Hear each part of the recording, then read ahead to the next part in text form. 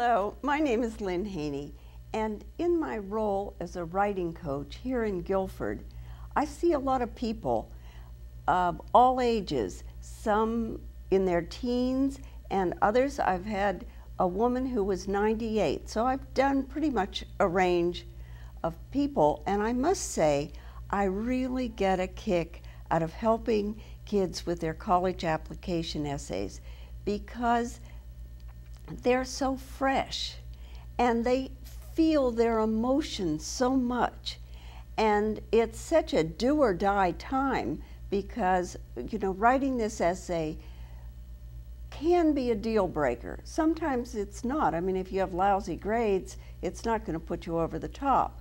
But if you're sort of in between, a well-written essay can really do a lot.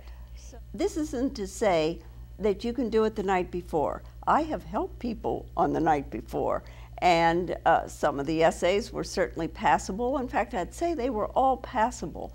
But you do get slip-ups that you wouldn't get if you had taken some time. So it is a good idea to start early. And also, tip number one is to brainstorm. I know you've heard that, but really heighten your awareness of an idea that is uniquely you that would work in an essay.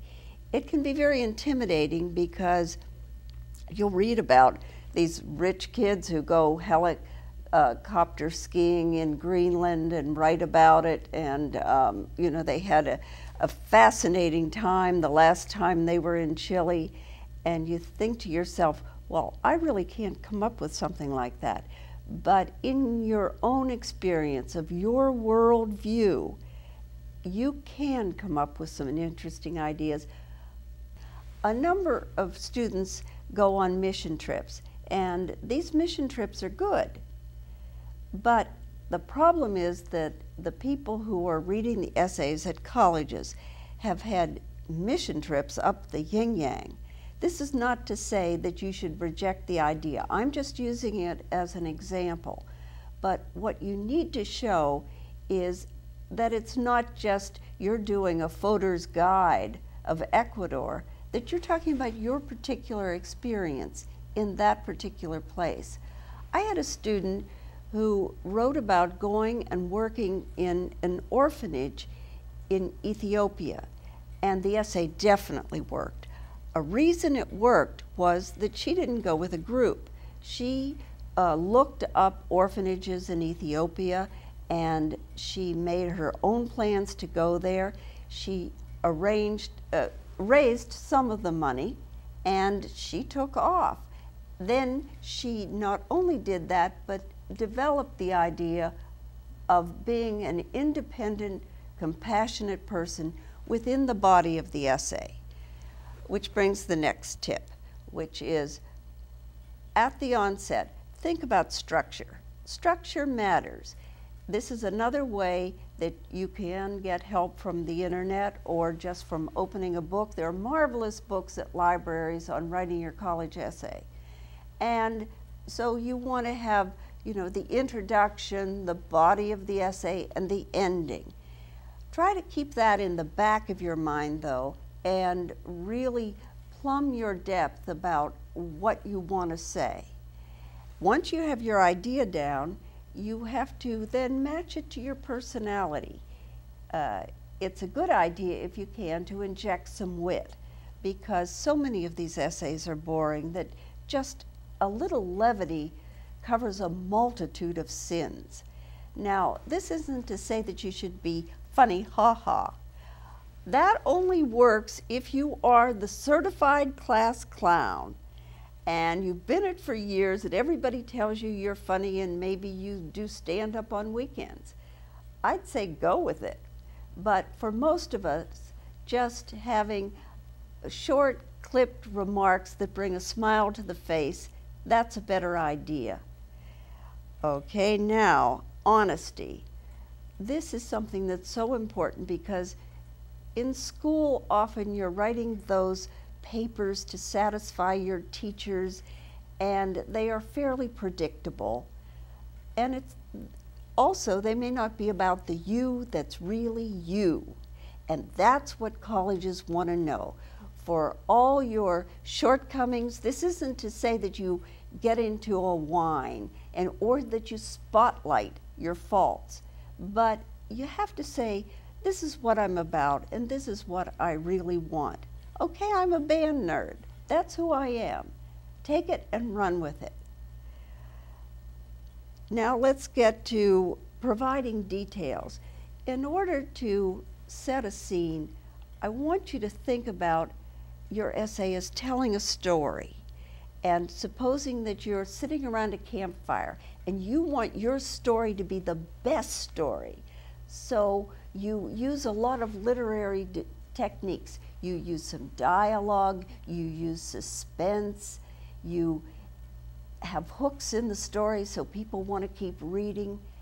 Put that in your essay. That's the way an essay becomes vivid.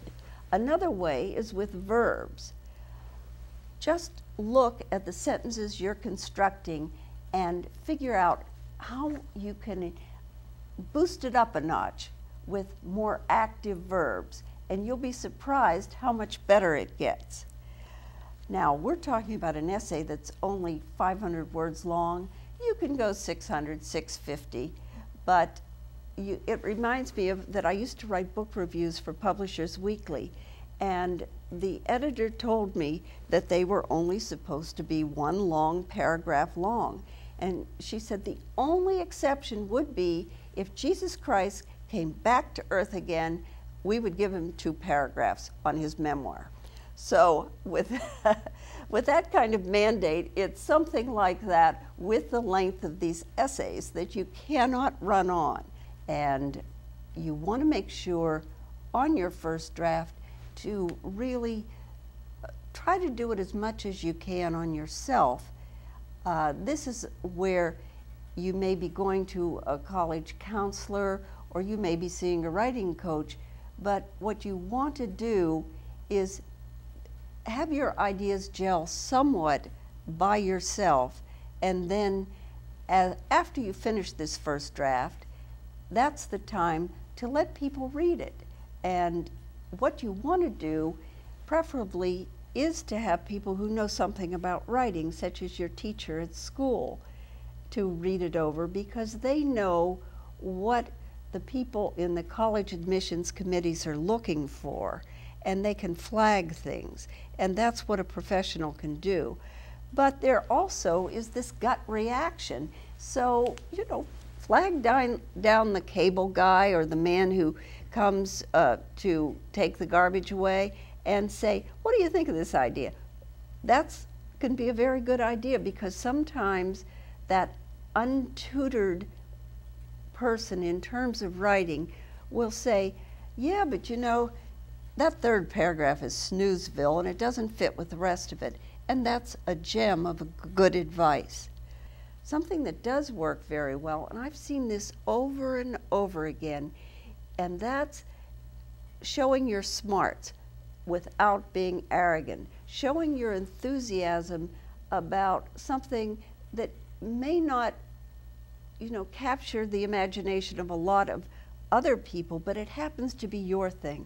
I once helped a student who was writing about a physics competition, and this isn't something that is particularly along my line, but I have to say I got caught up in it, and I think I put some of my best work into helping him because I could see what he was doing, and it was so well done. I had another student who wrote about a boat he was building, and this was someone who had never been good at English classes, really didn't enjoy that sort of thing, but he did. I said, what do you like? And he said, oh, I just love the boat building course at Guilford High School. And I said, tell me about it. Well, this was almost a model of an excellent essay, because in talking about building the boat, he was telling about himself, that he is a precise person, a person who plans things, but it was also a compassionate person, because some of the other kids' boats were sinking, and he was giving them advice on how to make their boat float. The thing to remember about this is that you don't have to be the ordained class writer that people said, oh, he's going to win a Pulitzer Prize. Forget it. Write about what really makes you go, and it will be bound to be a good essay. Also, I would say to be provocative. And I'll give you an example from my son Alexander. When he was in school, he was invited to go to West Point for a tryout week. They thought that he had the potential to be a soldier. I could not be more surprised. I knew he had a potential to be a writer and a cut-up and a pain in the duff sometimes, but never somebody to safeguard our country. But I thought, I said to him, it's a week out of town. Go and see what you think of it. Well, he arrived at West Point and looked at all the tanks and all the people with marvelous posture and clear-cut goals, and he knew it wasn't for him. But he saw the humor in it if someone like him ever went to West Point and the havoc they could cause, and he wrote his essay along those lines, and it turned out to be very funny, and it got him into the college he wanted to go to. So don't be afraid to be a contrarian, is what I'm saying about that. And also, take something from your family life. This is probably the easiest to do, because when you're 16, 17, and 18 years old, you don't really know a lot. I mean, you know, your chances at world travel, fighting in wars, saving babies from burning buildings, they haven't happened yet. You may think that writing this essay is so arduous, and it is. There's no question about that. It can be easier, particularly if you plan in advance and you take down notes, but it's still not going to be a walk in the park. The thing, though, is that you learn wonderful tools that are going to help you not only in your senior year and in writing papers in college, but also in life when you have a job and you're asked to write a personal statement. This will come back to you, these tools that you've learned. So as you embark on your senior year, I say, good luck, and it's the seat of the pants to the seat of the chair. Thank you.